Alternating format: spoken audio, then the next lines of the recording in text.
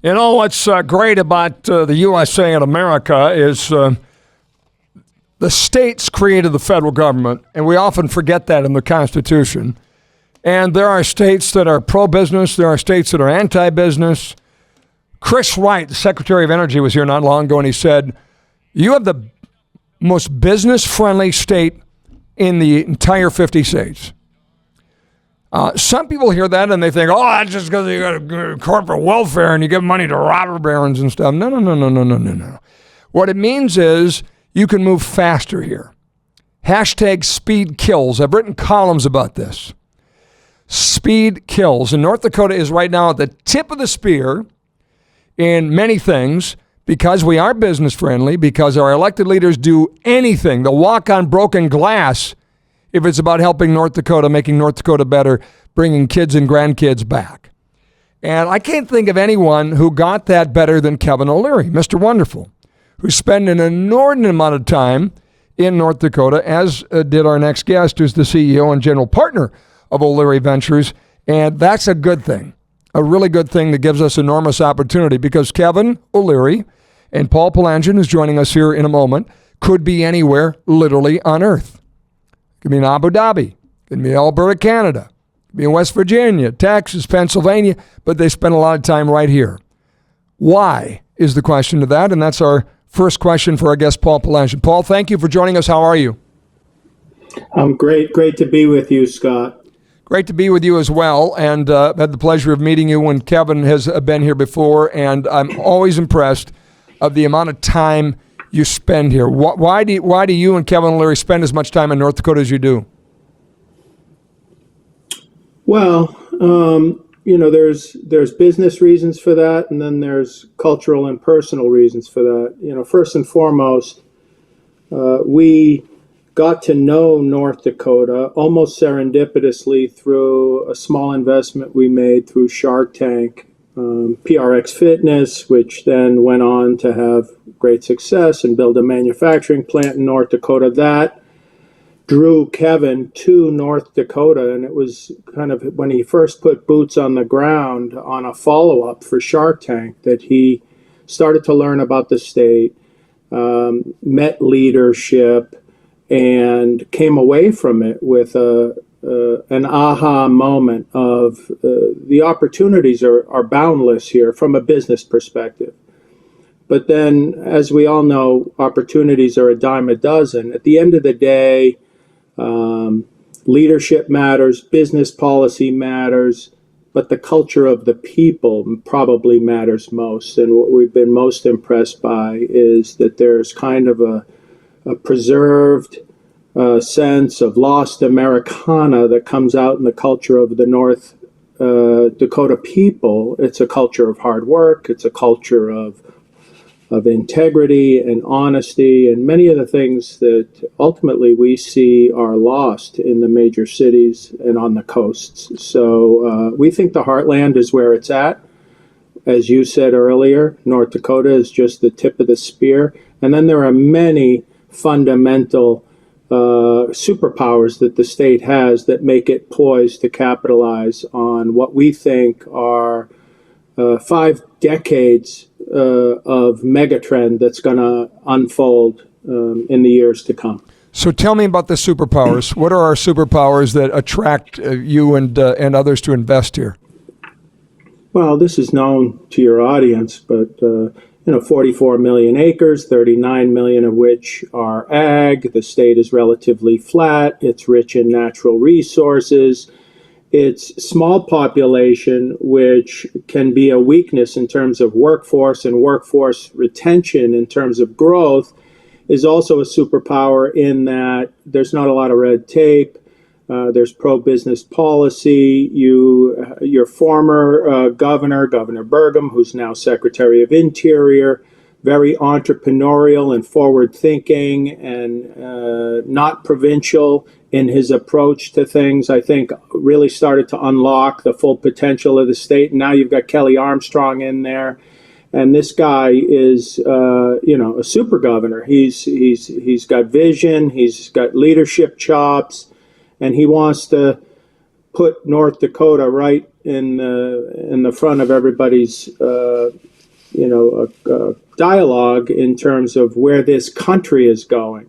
And then you've got Senators Hoeven and Kramer that are kind of titans in the political landscape, but then also in the business landscape. And they tie into everything that's happening in the country, everything that matters right now: power, infrastructure, technology, defense. They're sitting on these committees. And so you've got this kind of, at the top, you've got this pyramid, Armstrong, Hoeven, and Kramer, that are poised to be very advantaged for the state as it relates to federal funding and policy, and it's all there. It's like a blank canvas. That's how I would describe the state of North Dakota. It's not even started to realize its full potential, but all of the key ingredients are there. And I could go on.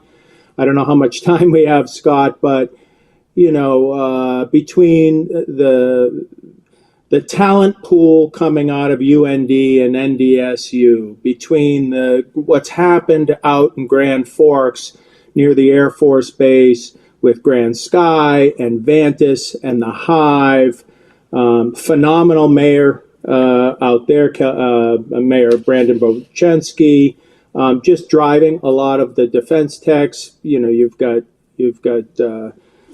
Space Force out there, really interesting ingredients to capitalizing on major trends across the country. In Minot, where there's going to be a lot of federal spending in and around the Air Force Base, you could have a huge renaissance in that economy. One of our investments there is pig iron manufacturing, which we think is critically important for national security and our economic independence as a country. Everything that's happening in Fargo with the entrepreneurship ecosystem, and Jamestown, and everywhere in between. There's just a massive opportunity. So we love it, but we love it first and foremost because of the way that we've been treated by the people, the way we've been welcomed. I think sky's the limit. There is no limit to what the state can do. What would limit that limit? What do we need to do going forward to make sure? I know Kevin O'Leary was out here in April, met with everybody to explain basically you got a tiger by the tail related to everything you mentioned in the way of resources here for intelligence factories. Doug Burgum won't let me call them data centers anymore because it sounds like you're processing insurance claims in some little tiny insurance company, but intelligence factories. And you and I followed up, and Kevin did as well, a month or so, maybe a month and a half after April. He said, Scott, everything we talked about in April has changed. 80% of the data centers being proposed right now, big events and press conferences are not going to be built. So how do we make sure we're ready for that wave, Paul? Well, I think I've said this to you before in private conversations. The state has to get off the sidelines. I think, I've articulated everything that I think the state has going for it. But also, when you have a relatively small population, you tend to get some folks who are involved in decision making with a very provincial attitude and approach, some skepticism to outsiders like us. And then there's always a competitive spirit that would say, well, if all this opportunity is here, let's keep it for ourselves and not open our market up and not tell the story. And there's a kind of a humility. And then there's also a protective approach that I think could ultimately impede the state's ability to really take off. Specifically, you've got various pools of capital in the form of the state pension fund and land trust. These are huge pools of capital that, in our opinion, should be allocated in a more effective manner towards in-state investment, towards public-private partnership, towards aligning with investors in a way that would attract more investment, bring the whole ecosystem to the state. Yeah, and what you just described there is brilliant. It really is. Let's talk more about it after the break. And I want to hear more about that pig iron, PIG, pig iron project in Minot. Pretty cool. Paul Palandjian is with us. He's in Kevin O'Leary's world, Mr. Wonderful, as we call him here, CEO and general partner of O'Leary Ventures. Before we finish our chat with him, I want to tell you that speaking of North Dakota and our opportunities, we are pleased to have Fox News stars Brian Kilmeade and Jimmy Fallon come. Thursday, November 15th, we have transformed Freedom Matters USA, which is a wonderful organization that brought Charlie Kirk to North Dakota many times. And now that Charlie's gone, his legacy lives on through a movement that is changing lives. Last time I interviewed Charlie, I said, here's the deal. We're going to be number one in North Dakota per capita with students and chapters of Turning Point USA in high schools and colleges. And so that's my mission. Brian Kilmeade, Jimmy Fallon coming to help that. We got VIP tickets. We have sponsorship opportunities for roundtables. We have tickets for veterans and students at $20. We have VIP experiences. Go to freedommattersusa.com or just book your ticket now at Eventbrite. And I'm going to fly out, pick them up, fly them back, because Fox is only letting them be gone for 28 hours or something. And you can be rest assured my entire time on the plane is going to be, do you know what's going on with our ag economy? Do you know what's going on with our tech economy? Do you know what's going on in energy? And Brian Kilmeade knows. He's been here once. He was on a horse with Doug Burgum and loved it, but we're going to take him out to western North Dakota, see Medora, see the library, and get these guys talking about what's happening here so nationally people realize what opportunities are available to us, and that's what Paul Palandjian is talking about today on the program. So quickly recap, if you will, the buckets of opportunity we have in North Dakota that are obviously invested in something. You talk about the land trust. You talk about all these different things where we squirrel away money. What would be like your top 3 or 4 examples of that, Paul? Forgive me, examples of where the opportunities lie, Scott? No, more like, opportunity, but I mean like Bank of North Dakota has, $9 billion in assets. We're $13 billion now in our sovereign wealth fund, legacy oil fund. Yeah. You mentioned the land trust. Top 3 that you think we could better leverage would be what? Well, all of those pools of capital. I think Bank of North Dakota actually performs beautifully in its function to act as an accelerant for businesses, investments, things to get started in the state. What state pension funds generally do is they hire third-party consultants. Those third-party consultants, and you can think of a pension fund as kind of decision making is kind of a 4-legged stool. You have the pension fund board, and that could be private sector people who sit on, for example, the state investment board. Then you have third-party consultants. Then you have the lawyer that represents it, and nobody wants to be seen as taking unnecessary risk. They tend to be very risk averse, and they tend to allocate capital to huge brand names.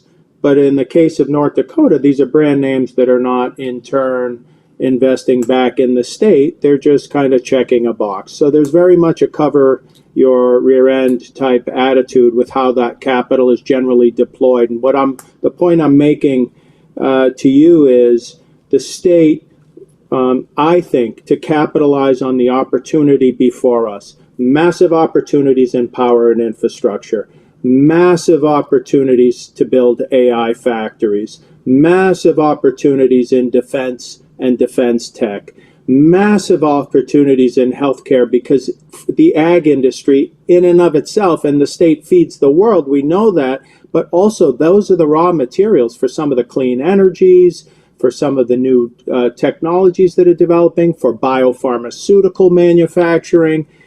Literally every major opportunity that is before the country and that will lead the way is organic to the state of North Dakota, and so in order for that to happen, the state has to tell its story better. We're happy to do that for you.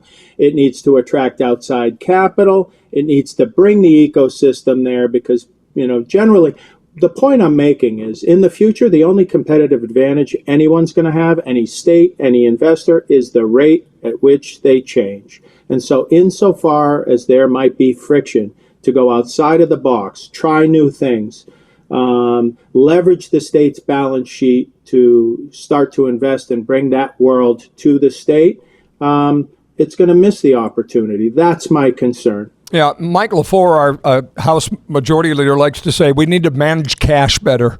And we got a lot of cash in a lot of buckets. And what you just described is a massive opportunity for North Dakota if we're nimble enough.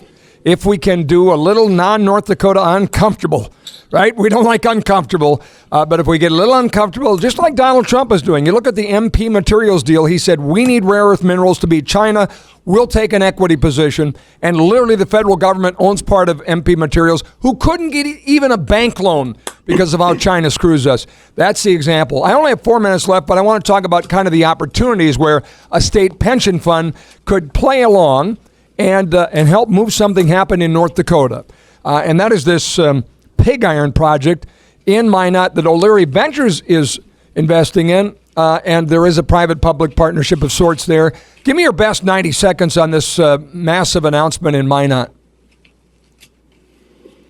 Well, what you have is an entrepreneur who identified in the Iron Range a lot of already mined raw materials that are suitable for the production in Minnesota, suitable for the production of pig iron. Pig iron is one of the primary inputs for steel manufacturing, and right now, almost all of the pig iron in the United States that goes to the major steel manufacturers is imported.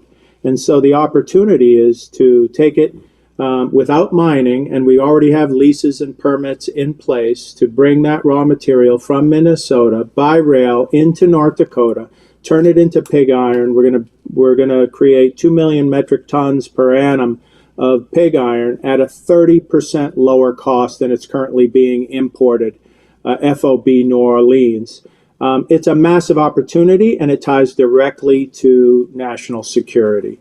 And so Jim Bugalis, who's the leader of that initiative, had an idea. It was a brilliant vision. What we did was we stepped in as the lead investor in a $15 million round. We wrote our largest check to date in the Wonder Fund, which is $5 million, and we led that transaction. And then we were helpful in underwriting that, and the state and the Commerce Department also co-invested in that, and the company has received many grants. Clean energy, it's going to be green pig iron in the way he's manufacturing it, and he's gone to Minot, and and Minot has kind of rolled out the red carpet for him to identify land near the intermodal site, which is also important in terms of logistics and distribution once it's manufactured. And he's tied up about 3,000 acres, and it's a huge opportunity. And we've got Cantor as the bank that's going out to the market to raise money at a massive uplift to where we invested. Incredible. And we're going to learn more about this in the days to come, but that's an example of catching the wave from folks who see opportunity that maybe we don't see always. Can't wait to be in flip-flops in Miami.